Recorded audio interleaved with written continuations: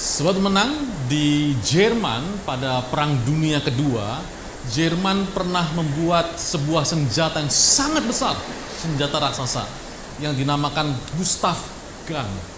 Dan senjata ini sangat berbahaya karena bisa membunuh begitu banyak orang. Firman Tuhan juga mengatakan bahwa kita manusia punya senjata yang sangat tajam yang bisa melukai dan menghancurkan banyak orang. Yaitu apa? Lidah kita. Yakobus 3 ayat 8-9 dikatakan, tidak seorang pun yang berkuasa menjinakkan lidah. Ia adalah sesuatu yang buas, yang tak terkuasai, penuh dengan racun yang mematikan. Dengan lidah kita seringkali memuji Tuhan, tetapi dengan lidah yang sama seringkali kita mengutuk manusia. Karena itu Sobat Menang, kita harus menggunakan lidah kita, perkataan kita dengan bijaksana. Berikan kata-kata yang membangun dan bukan kata-kata yang meruntuhkan. Salam pemenang.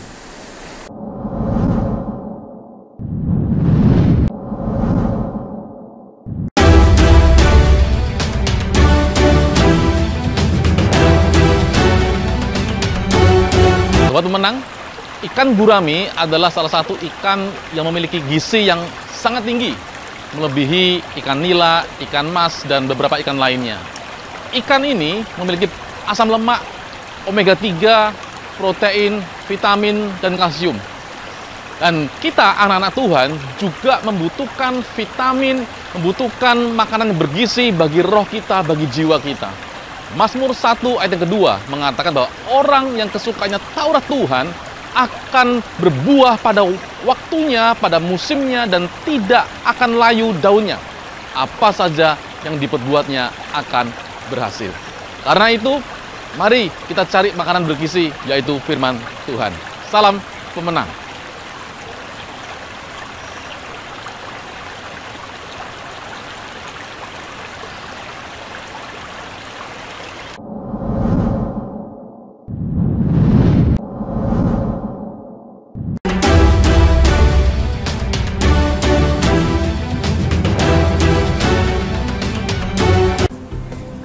Sahabat pemenang, saya sedang berada di gurun pasir. Mengapa saya mengambil posisi ini? Karena saya teringat akan firman Tuhan, yaitu Yeremia 17 ayat 7 yang berkata, diberkatilah orang yang mengandalkan Tuhan, yang menaruh harapannya pada Tuhan. Kemudian dikonfirmasi Roma 4 ayat 3.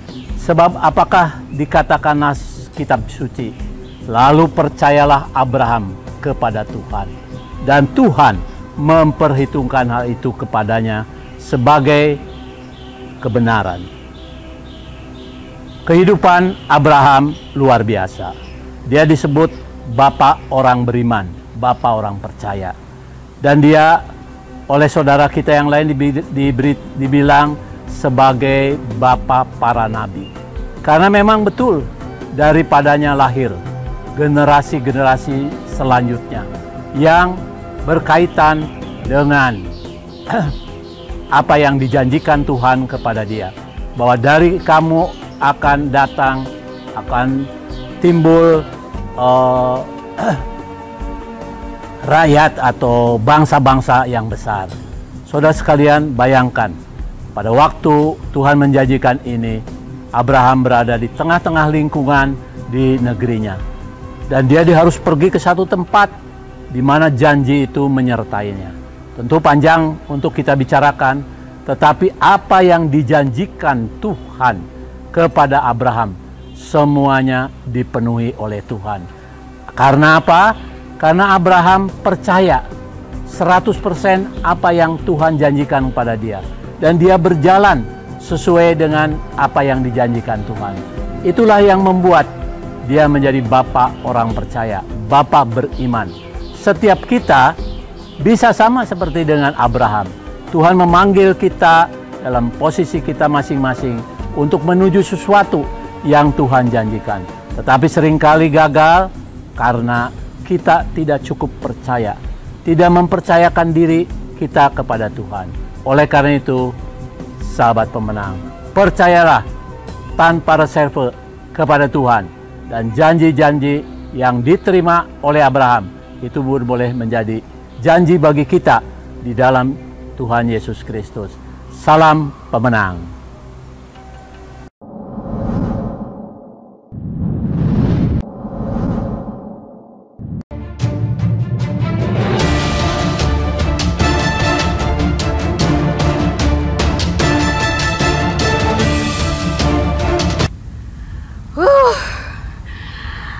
Shalom sobat pemenang. Belum naik ke gunung itu saja sampai ke tempat ini sudah capek ya setengah mati. Nah sobat pemenang, saya ingin membahas mengenai beberapa gunung yang tercatat di dalam Alkitab. Dan kali ini saya akan membahas mengenai Gunung Sinai. Nggak kebayang kalau bagaimana kita harus naik ke Gunung Sinai. Ada satu hal yang menarik hati saya ketika saya membaca kisah mengenai bagaimana Musa dipanggil Tuhan untuk naik ke Gunung Sinai.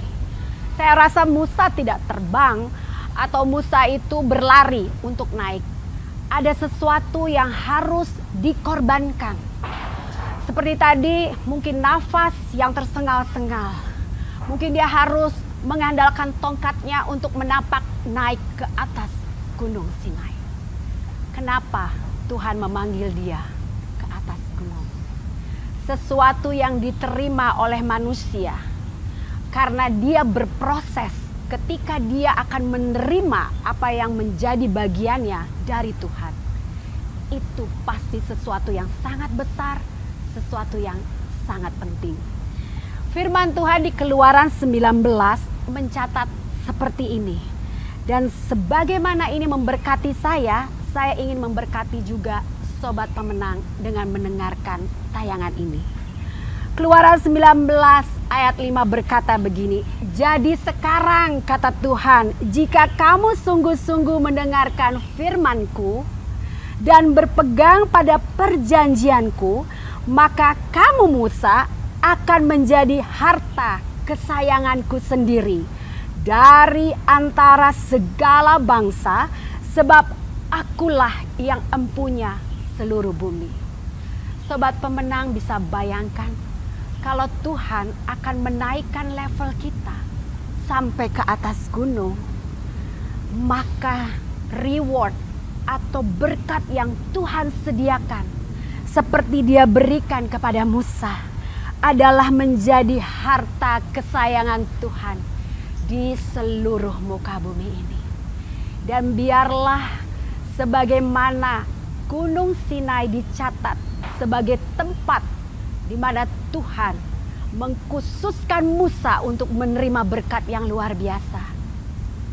Jalani ketika kita dipanggil Tuhan untuk naik level menuju gunung yang Tuhan sediakan. Biarlah tayangan MOV kali ini memberkati sobat pemenang semua. Salam pemenang.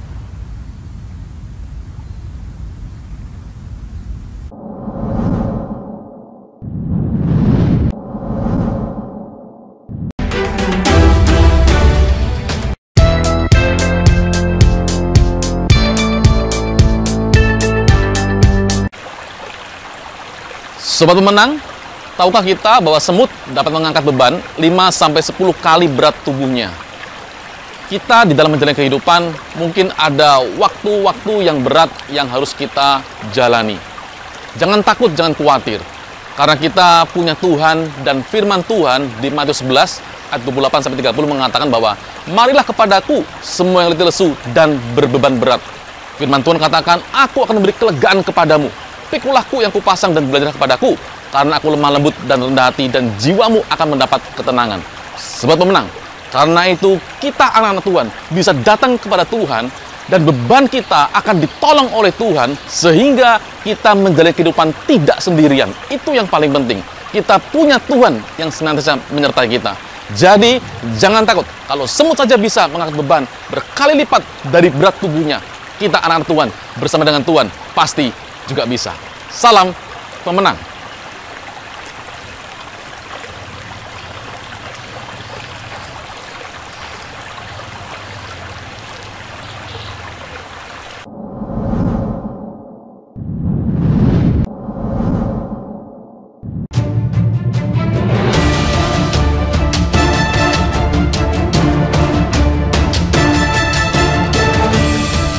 Sahabat pemenang, ini kali kita akan berbicara tentang sesuatu yang kontroversial. Dari firman Tuhan dalam 1 Korintus 1 ayat 27 yang berbunyi, tetapi apa yang bodoh bagi dunia dipilih Allah untuk memalukan orang-orang berhikmat. Dan apa yang lemah bagi dunia dipilih Allah untuk memalukan apa yang kuat.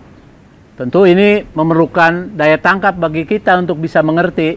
Tapi saya ingin kita mengajak tentang sebuah binatang yang bernama keledai. Keledai ini dianggap paling bodoh, paling kepala batu, paling bebal.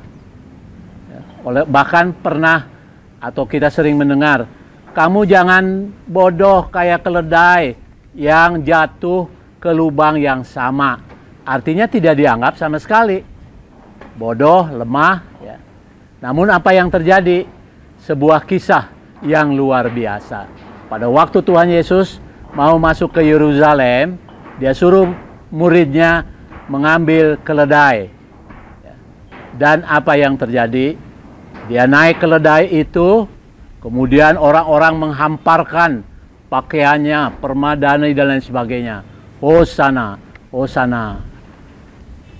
Saudara sekalian, di dalam Tuhan, ketika kita mau merendahkan diri, ketika kita menjadi bodoh, tetapi untuk memuliakan Tuhan, maka Tuhan akan dipermuliakan melalui kebodohan kita, kelemahan kita. Namun, Tuhan juga mengangkat kita, sehingga bersama-sama dengannya menerima kemuliaan. Salam pemenang.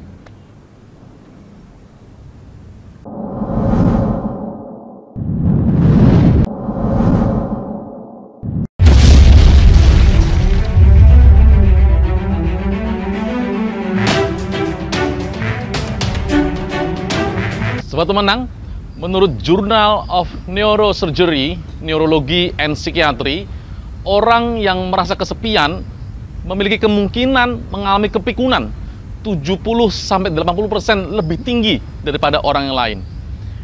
Dan kita anak-anak Tuhan harus tahu bahwa Tuhan Yesus tidak pernah meninggalkan kita. Di saat-saat terakhir di kitab Matius, di pasal terakhir, di ayat yang terakhir, di saat Tuhan Yesus akan naik ke surga, dia berkata bahwa aku menyertai kamu senantiasa sampai kepada akhir zaman. Karena itu sobat pemenang, jangan pernah kita merasa sendiri, jangan pernah kita merasa bahwa kita tidak punya siapa-siapa. Kita punya Tuhan Yesus yang senantiasa menemani kita, ada di dalam hati kita, yang tidak akan pernah meninggalkan kita. Salam pemenang.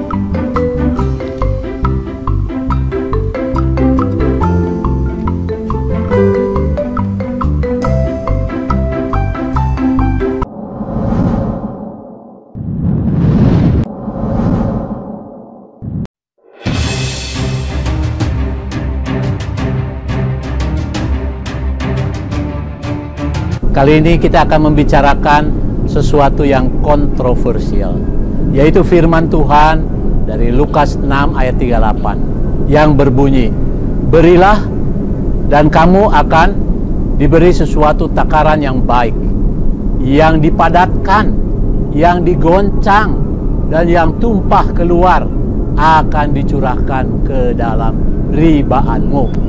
Sebab ukuran yang kamu pakai untuk mengukur akan diukurkan kepadamu. Ini tentu saja membuat banyak orang bingung dan tidak melakukannya, karena mereka berpikir kalau uang sudah masuk punya saya akan simpan sebanyak-banyaknya supaya saya menjadi kaya raya. Tetapi pandangan Tuhan berbeda, karena bagi Tuhan kita itu harus menjadi berkat bagi orang lain, dan karenanya Tuhan memberkati kita. Sebuah kisah yang mungkin kita sekalian sudah pernah mendengarnya, yaitu seorang Amerika bernama John D. Rockefeller. Beliau pada umur 50-an itu sakit dan dokter mengatakan bahwa umurnya tidak lama lagi. Tentu ini membuat dia sedih, tetapi peristiwanya membuat kehidupannya berubah total. Ketika seorang hamba Tuhan berdoa bagi dia dan dia kembali sembuh, lalu dia melakukan firman Tuhan tadi. Tangannya mulai terbuka, memberi kepada banyak orang, memberi kepada pelayanan-pelayanan. Dan apa yang tercatat, saudara sekalian, ketika dia meninggal umur 98 tahun, tercatat bahwa harta kekayaannya kurang lebih kalau dihitung sekarang 350 miliar dolar. Jadi tangan yang ketat itu tidak menjadi berkat, tetapi tangan yang terbuka itu menjadi berkat bagi banyak orang, karena Tuhan mengalirkan berkat terus-menerus supaya kita menjadi berkat dan Tuhan dipermuliakan. Salam pemenang.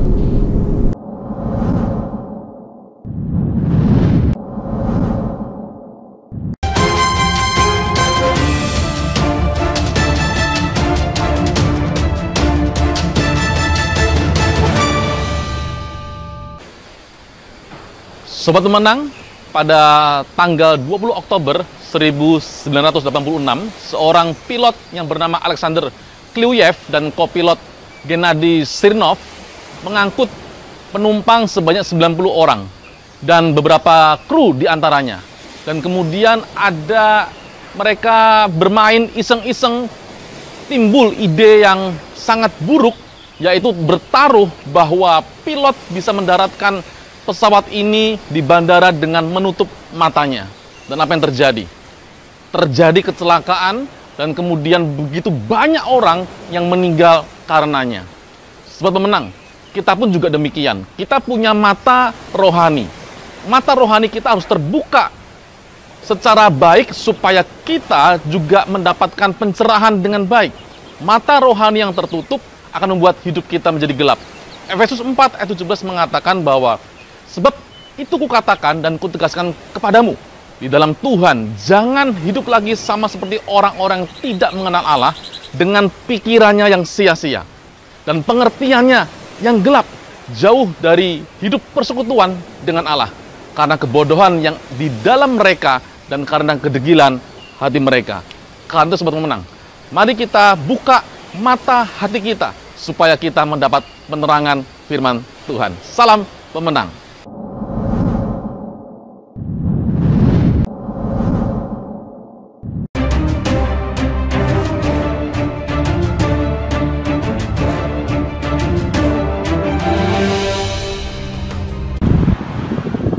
Shalom seluruh kekasih Tuhan. Dikisahkan ada seekor anak katak yang mengalami ketakutan ketika dia melihat awan begitu gelap. Dia berkata kepada ibunya bahwa sesuatu yang buruk akan terjadi di dalam hidupnya. Dan ibunya mengatakan, anakku, itu bukan sesuatu yang buruk. Itu adalah sesuatu yang baik yang sebentar lagi kita akan alami. Gak lama kemudian dia mendengar ada kilat yang membuat dia merasa ketakutan. Dan dia berkata, ibu, sesuatu yang buruk terjadi. Ini ada kilat, ibu. Ibunya bilang, anakku, itu bukan sesuatu yang buruk, tetapi itu sesuatu yang baik yang akan terjadi di dalam hidup kita. Gak lama kemudian turunlah hujan. Dan anaknya berkata, ore, hujan turun. Anaknya dan induk itu merasa senang karena hujan itu turun. Bapak Ibu yang dikasih Tuhan, tahukah kita bahwa di balik setiap masalah, persoalan yang menghimpit kehidupan kita, yang kita merasa bahwa itu sesuatu yang buruk, yang tidak baik buat kita, tetapi ada satu yang indah yang Tuhan berikan di dalam kehidupan kita. Di balik setiap ujian itu ada pujian, ada sukacita, ada sesuatu yang menggairahkan kehidupan kita. Karena apa? Karena Allah turut bekerja di dalam segala sesuatu untuk mendatangkan kebaikan bagi setiap orang yang mengasihi Dia. Karena itu, kalau kita mengalami masalah, jalan, jangan pernah bersungut-sungut, karena di balik itu semua Tuhan menyediakan sesuatu yang indah buat kita. Tuhan memberkati.